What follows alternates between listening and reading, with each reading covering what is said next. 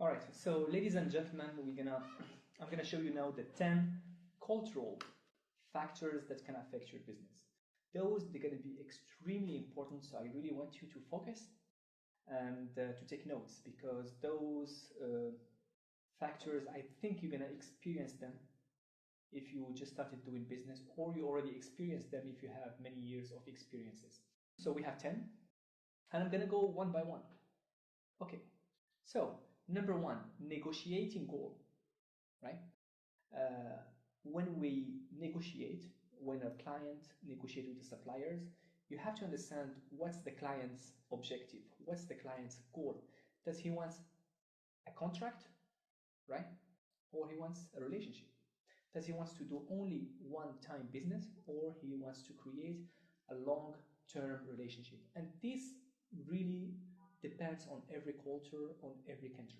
Okay, so usually people who only want a contract, we call them the contract deal maker. So when they do business with you, it's only going to be based on contract. So those people, they think that building a relationship, it's a waste of time, right?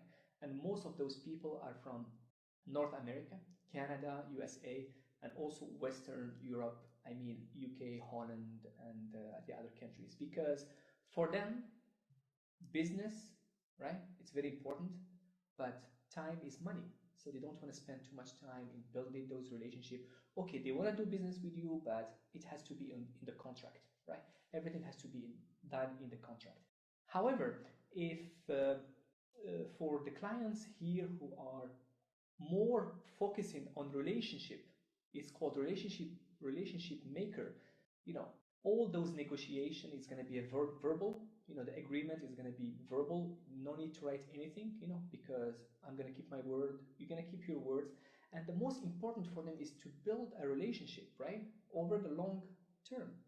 The most important, like especially for clients from Asia, you know, China, Korea, Japan, people from the Middle East, India as well. Those people, when they negotiate, it's always based on relationship, right? They're going to spend a lot of times in knowing you, you know me, I know you, you know my company. So you don't really have to be a contract. It has to be a relationship, because they think that in the long term, we're going to have more businesses. So as you can see, it's really different. People in the West, as I said, it's okay, we do business, but it's just going to be a business, and we're going to have a contract between us. In the other hand, if you look at the client from Asia, Middle East, maybe also South America, India, business is about relationship, right? They're going to spend a lot of times in building this relationship. It's not only about a contract. So this is very important when you meet your clients. Try to figure out, based on his culture and country, try to see, is he looking for a contract or relationship? Number two, negotiating attitude, right? When you meet the clients, you're going to have two cases, right? Either a client is looking for a win-lose situation, or a client who's looking for a win-win situation. And trust me, there are some people who are looking for a win-lose situation, and this, again, it depends on the culture. So differences in culture, differences in personality, business people appear to approach making deals with one on the basic attitude of win-win or lose-win situation. So if you meet a client who's going to negotiate with you, right? Especially like a client from Japan, you know, those people probably they're going to be trying to collaborate, right? They're gonna try to know you, try to build a long-term relationship, and try to solve problems together, right? You take care of me, you know, I'm gonna give you the orders, you give me a very good service, so it's gonna be a win-win situation, right? And Japan clients are usually, they like the win-win negotiation because they don't like to change. However, in the second point here, some people are looking for win-lose, you know, situation. Those are called win-lose negotiator. What they want confrontations. They want to squeeze you. They're going to ask you for very, very low price. They're going to give you very bad terms, and they want their products to be shit as fast as possible. And this is actually not good for the suppliers, right? Because if the client is looking for very aggressive prices, you cannot be able to make money. If they ask you about fast delivery, you have to give up the order of the other clients to do his order. So it's going to be lose situation for you, and it's going to be win situation for you. So according to the statistics, people from Spain, they like win-lose situation. They like always to win, and they always like the suppliers to lose. So number 2 is very, very important, is when you meet the clients, try to understand, is he looking for a win-win situation or win-lose situation? It doesn't mean that the person is very bad. It's just the culture is like this. Okay, number 3, personal style. Personal style is very important. Personal style, it can be informal or it can be formal, right? And every country is very different. The personal styles is basically the way a negotiator talk to others. Use titles, for example. Use titles. You call him Mr. Jones, or you're gonna call him Brandy, right? Or Brian. Are you gonna call his first name or second name? The way that they dress. You have formal and you have informal. The way that they speak. Do they speak directly or indirectly in a formal way or informal way? And basically the style is all about interaction with other people. So again, here the culture is strongly influenced the personal style of negotiators. For example, if we look at Americans, Australians, Canadians, those people are usually more casual, more relaxed, right? Usually they're gonna wear jeans, they're gonna wear a jacket, they're not gonna wear a suit, when you talk to them, they're gonna be asking about your family because maybe they wanna, because their culture makes them become very close to the people who they are working with very fast. Maybe they're gonna call you with the first name, and you can also call them in the first name. I remember when I was in Canada, my boss, his name is Mr. McDonald's. He doesn't like anybody to call him Mr. McDonald's because he think that if you call him Mr. McDonald's, he's gonna look very old. So I just call him John because his first name is John. So everybody calls him John because in Canada we are more casual. So in those cultures, if you call someone by his first name, right, it's an act of friendship. In USA, UK, Australia, Canada, if you call them with their first name, is act of friendship, and it's a good thing. However, there are some countries who are very formal. For example, Germany, Japan, Britain, those countries usually are more formal. They use the title. You cannot call him John. You have to call him Mr. Smith or Mr. Black. Try to avoid personal questions because for them they are very formal. Business is business. Don't talk about family. So don't avoid personal questions, and those people usually they are more formal, so they wear suit. Okay, those people usually from those culture who are formal, they use the first name, as I said, at the first meeting. So if you use their first name at the meeting, it's an act of disrespect.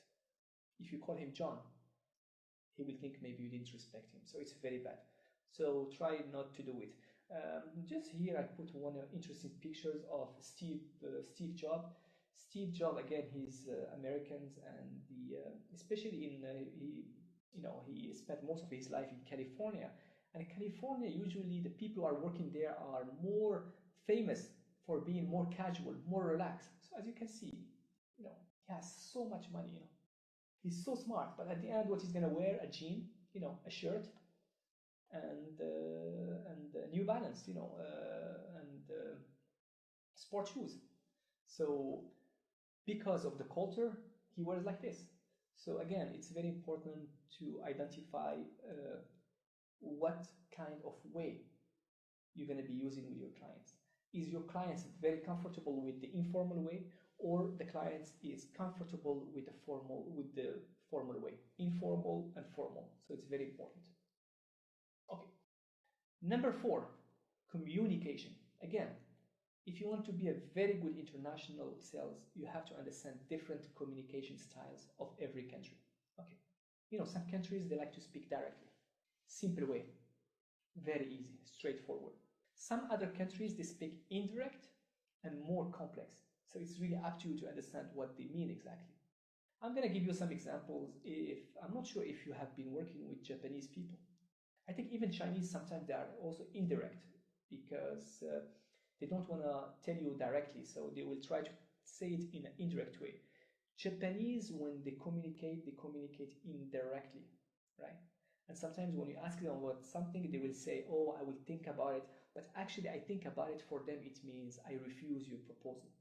They just don't want to, they just want to save the face, so they will not tell you directly. However, if you work with some countries, right? Some of the countries, especially in the West, they speak directly. The communication is direct. There is no indirect. Whatever comes to their mind, they will say it. There is no problem with that. But if you don't understand their culture, maybe you will think that they are very aggressive. But actually, they're not very aggressive. It's just the culture is like this. For example, if you call one of your American clients and you ask him, so what do you think about our product or about our price, right? The USA client will tell you, you know what, I don't like your products. I don't think your company is very professional, and I think your prices are very high. You think maybe that this client is very aggressive, but actually this is his style. He's just honest to you, right? So this is direct communication. If you ask the same questions and ask a Japanese, maybe he's going to say, oh, I'm still thinking about it.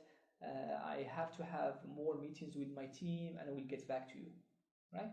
For you, you feel very good because you still think that there is some hope.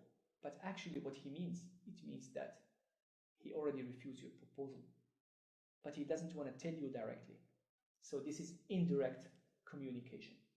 Okay, if we look here, we have direct, whatever comes to your mind, you're going to say it. Or you have indirect here, as you can see here. So you don't know exactly what does he mean. He's going to say many things. It's going to be a little bit complex, so he's not going to give you the clue. So if we look at some statistics, most of the countries that use direct communications are from Israel, Germany, France, and USA. Those countries, in their culture, everybody speaks directly. However, if we look at the people who speak indirectly, we have countries like China, India, Mexico, and Japan, and others. But here, it's just to give you an example. All right, number 5, sensitivity to the time. How do people look at the time? Some people, for them, time is very important. Some of the people, they think time is not very important. We can wait. So based on the statistics, and based also on my experience, German people, if you work with German people, usually those people are always punctual. It means if you tell them, let's meet at 9:01 minutes, they're going to come at 9:01 minutes. If you ask them for a project, they will make it on time, very punctual. People from South America, they are always late. They are always late because they look at the time in a different way. If you tell them, let's meet at 9, for them 9, it's 9:15, sometimes, it's because of the culture. When they make an appointment, when they say, let's meet at 9, it means 9:15, 9:30. So it can be any time from 9 to 9:30. Again, when I said about the time, it's not only about the meeting, but also is about negotiation. If you work with Japanese, when they negotiate, when you meet them face to face to negotiate, it takes a lot of time because when they take the decision, always very slow. Americans are very different. Americans are quick to make a decision. They are very quick at making deals because for them, time is money. So if we look at general, most of the Japanese and other Asian countries like Thailand, like Vietnam, like China and others, or Korea, relationship, it's more important than signing a contract. So the time is very important because if a relationship is very important, it means they're going to put a lot of time, to build this relationship, to create, to make it very strong, to know each other because they always think about the long term. One of the other statistics are Indians. Indians they have low sensitivity to the time. So for them, time it's not that important, right? So most of them they kind of come late. Time is not that important. So maybe the project can, if you ask them to do the project next week it means in 2 weeks, it means in 3 weeks. So for them they are very low sensitive to the time.